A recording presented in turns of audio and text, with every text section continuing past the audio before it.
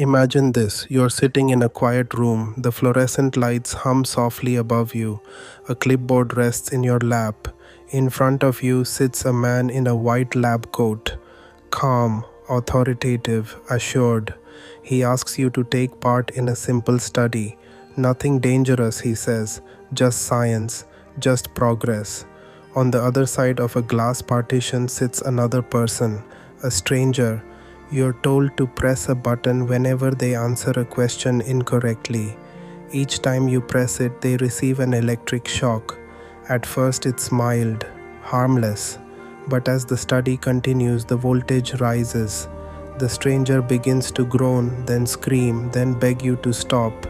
You hesitate. Your hand shakes above the button. Surely this has gone too far. But then the man in the lab coat leans closer and says firmly, "Please continue." Now ask yourself, what would you do? We all like to believe we'd refuse, that we'd stand up, walk out, and protect the stranger. But history, psychology, and philosophy all reveal a darker truth. Most people, ordinary good people, obey. This is not just an experiment, this is a mirror reflecting something terrifying about human nature. Because the monsters of history were not born with horns and claws. They were people, parents, neighbors, shopkeepers, workers, just like you and me.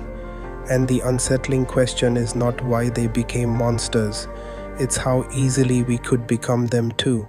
We comfort ourselves with a simple story. Evil belongs to others, the cruel, the insane, the broken, not us. But philosophy has always warned us against this illusion. Friedrich Nietzsche once said, "Whoever fights monsters should see to it that he does not become a monster in the process." Why? Because the line dividing good and evil is not between nations or tribes or even individuals. It runs through the heart of every human being. Think about it. No tyrant ever carried out horrors alone. Armies, citizens, bureaucrats, neighbors all participated step by step, not because they were born evil, but because circumstances, authority, fear, and conformity slowly reshaped them. Evil is not always chosen. Often it creeps in disguised as duty, loyalty, necessity, or even virtue. This transformation does not happen overnight. It follows a hidden pattern, a psychological spiral that philosophers, historians, and scientists have traced again and again. Let's walk through this descent together, stage by stage. And as we do, ask yourself, where might I be vulnerable? Stage 1, the first compromise. No one begins by committing atrocities. It starts small. A lie told to protect yourself, a rule bent to please a boss, a silence kept when you know you should speak out. These are the cracks in the moral foundation. And once the first compromise is made, the second comes easier. Philosopher Hannah Arendt called this the banality of evil, the idea that horrors are not driven by demonic villains, but by ordinary people who simply fail to resist the small wrongs that slowly grow into larger ones. Stage 2, the weight of authority. When an authority figure tells us to act, our resistance crumbles. The Milgram experiment revealed that the vast majority of participants would inflict severe pain on another person, simply because someone in a lab coat instructed them to. Why? Because authority cloaks responsibility. The mind whispers, "It's not my fault, I'm just following orders." History is littered with examples, from soldiers in war to corporate employees carrying out unethical policies. Obedience feels safe, disobedience feels dangerous, and so people obey even when it destroys their conscience. Stage 3, the trap of group identity. Humans are tribal creatures. We long to belong, and with belonging comes division, us versus them. The moment we label someone as other, different, foreign, enemy, outsider, we stop seeing them as fully human. This is the seed of prejudice, violence, and genocide, not fueled by hatred alone, but by the comfort of fitting into the group. Philosopher Simone de Beauvoir warned of this danger. When we define our identity against others, we risk reducing them to objects, mere shadows against which we measure ourselves. And when someone becomes an object, hurting them no longer feels like harming a fellow human being. Stage 4: Justification and Self Deception. Here is where philosophy meets psychology in its most unsettling form. No one sees themselves as the villain. Even when committing terrible acts, people invent stories to protect their self image. I had no choice. It was for the greater good. If I hadn't done it, someone else would have. This self deception is not weakness, it's survival. The mind rewrites reality so we can live with ourselves. But every justification deepens the descent. With each rationalization, morality erodes until cruelty feels not only acceptable but necessary. Stage 5: Dehumanization, the point of no return.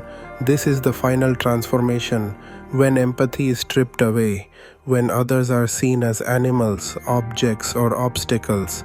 The last barrier falls. History shows us again and again. Once people stop seeing others as human, the unthinkable becomes possible.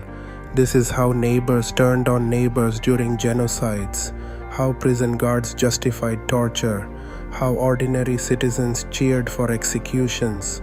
At this stage, the monster is not outside, it is within, the mirror of history.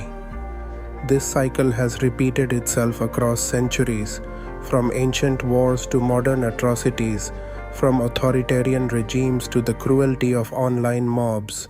The pattern remains the same. And yet, here is the most chilling truth. The cycle is not a relic of history.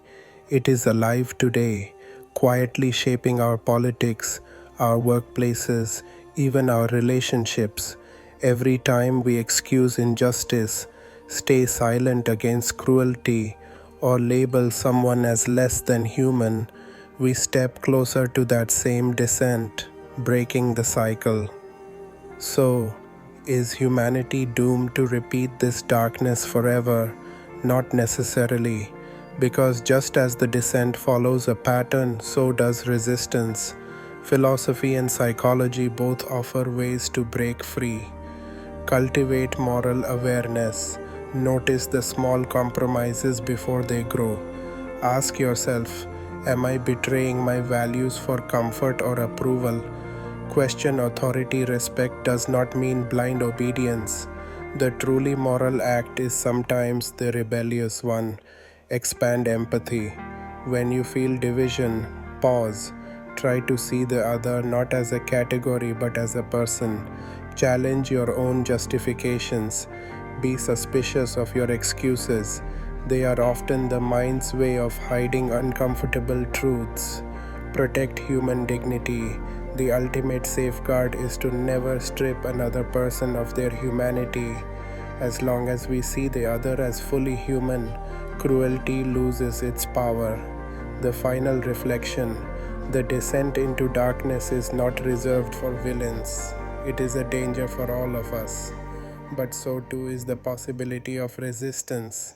Just as ordinary people can become monsters, ordinary people can also become heroes, those who refuse to obey, who defend the vulnerable, who see the humanity in everyone. The question is not whether evil exists in the world, it does. The question is, when the moment comes, when the button is in front of you and the voice of authority tells you to press it, will you obey or will you resist?